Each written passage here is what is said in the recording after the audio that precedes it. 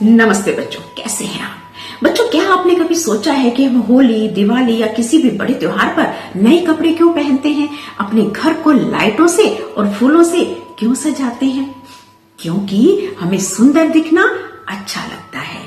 इससे हमारे त्योहारों का आनंद दोगुना हो जाता है। ठीक इसी तरह जब कवि अपनी कविता को शब्दों और भावों से सजाता है तो उस सजावट को कहते हैं अलंकार। प्यारे बच्चों, आज हम अलंकार को परिभाषा से नहीं बल्कि गानों और आसान उदाहरणों से समझेंगे। चलिए सबसे पहले करते हैं अनुप्रास अलंकार, जहां एक ही अक्षर बार बार आए वहां होता है अनुप्रास। उदाहरण देखिए, चंदा चमके चम चम, यहाँ च बार बार आया है, यानी ध्वनि की सुंदरता से यहाँ हो गया अनुप्रास अलंकार। अब बात करते हैं यमक अलंकार की, जहां शब्द दो बार आए लेकिन अर्थ दोनों बार अलग अलग हो। जैसे सजना है मुझे सजना के लिए। प्यारे बच्चों, यहाँ सजना मीन्स श्रृंगार करना और दूसरा सजना प्रिय व्यक्ति। शब्द वही है लेकिन अर्थ अलग है। अब करते हैं तो असद जादुई अलंकार श्लेष अलंकार, जहां शब्द एक बार आए लेकिन अर्थ दो छिपे हो। जैसे आने वाला पल जाने वाला है।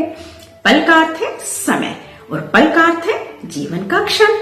तो एक शब्द दो अर्थ जहां चिपके हैं वहां श्लेष अलंकार। आइए अब समझते हैं उत्प्रेक्षा अलंकार, जहां तुलना नहीं होती बल्कि कल्पना होती है।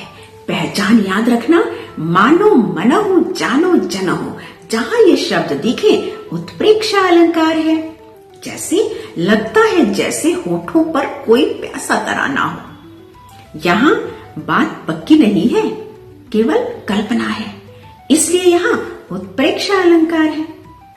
अब आते हैं उपमा अलंकार पर, जहां किसी की तुलना की जाती है और पहचान क्या है, उसमें कहीं ना कहीं सा सी से जैसा शब्द जरूर आते हैं। जैसे यह चेहरा चांद सा है, यह चेहरे की तुलना चांद से की गई है, इसलिए यहाँ उपमा अलंकार है। अगर मैं कहूं यह चेहरा चांद है, मैंने तुलना नहीं की, सीधा आरोप लगा दिया, तो यह बन गया रूपक अलंकार। अब बारी है अतिशयोक्ति अलंकार की, जहां बात को बहुत बढ़ा चढ़ाकर कहा जाए वहां अतिशयोक्ति अलंकार होगा। जैसे तेरे बिना मैं तो जी नहीं सकता, असल में जी सकता है, पर भावना को यहां बड़ा करके दिखाया गया है, इसलिए अतिशयोक्ति अलंकार है। तो प्यारे बच्चों, अलंकार कोई डरावनी चीज नहीं है, ये तो भाषा के गहने हैं। जैसे हम त्योहार पर अपने आप को सजाते हैं, वैसे ही कविता अलंकारों से सजती है।